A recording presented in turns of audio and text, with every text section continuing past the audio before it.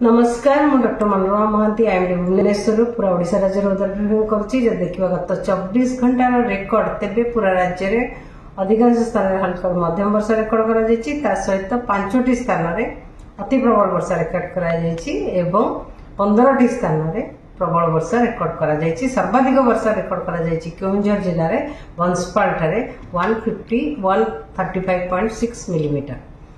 आज पर्यंत पूरा मनसून वर्षा प्रथम जून रु नहीं 16 अगस्त पर्यंत टोटाल वर्षा है राज्य में 953 मिलीमीटर, जहाँफल वर्तमान भी राज्य में 27% अधिका वर्षा रेकर्ड कर आज सकाळ 5:30 पश्चिम उत्तर पश्चिम बंगोपसागर एवं संलग्न पश्चिम बंग उत्तर ओडिशा उपकूल एक लघुचाप क्षेत्र सृष्टि होइथिला। वर्तमान भी लघुचाप क्षेत्र रही उत्तर पश्चिम दिग को गति करी आगामी 24 घंटा मध्य अधिक घनीभूत होबार संभावना रही, जहाँफल आगामी 3 दिन पर्यंत ओडिशा राज्य में वर्षा लगी रहिबो। आगामी 24 घंटा पर राज्य में अधिकांश स्थान में हल्का मध्यम वर्षा रहिबो, ता सहित प्रबल अति प्रबल वर्षा एवं किछि स्थान में अत्यंत प्रबल वर्षा गोटे कि 2टा स्थान रहिबार संभावना रही। मयूरभंज, केउंझर, बालेश्वर एवं भद्रक जिले में जोठारे कि रेड कलर अलर्ट जारी करा जायछि। अलगा जिला गुड़िक जमीक सुंदरगढ़, झारसुगुड़ा, संबलपुर, देवगढ़, अनुगुल, ढेंकानाल, जाजपुर, केन्द्रापड़ा, जगतसिंहपुर, कटक, खोर्धा जिले में प्रबल अति प्रबल वर्षा होबार संभावना रही। सहित रायगढ़, सोनपुर, बौद्ध, नयागढ़, पुरी, गंजाम, कंधमाल, बलांगीर एवं नुआपड़ा जिले में गोटे कि 2टा स्थान में प्रबल वर्षा होबार संभावना रही।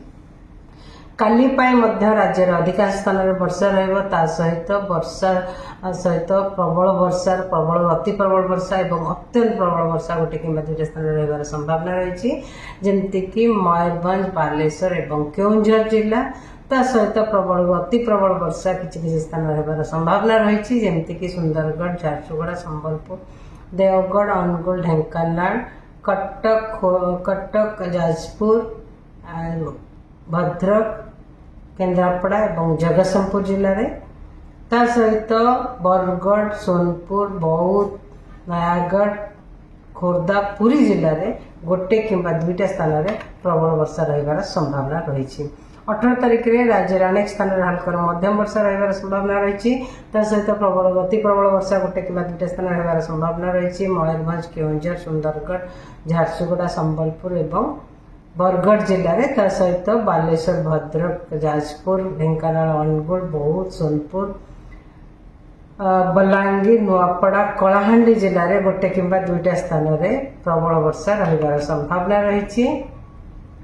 19 तारिख में राज्य में अनेक स्थान में हल्का मध्यम वर्षा रहा सहित झारसुगुड़ा, संबलपुर, बरगढ़ में प्रबल वर्षा गोटे कि 2टा स्थान में रहिबार संभावना रही।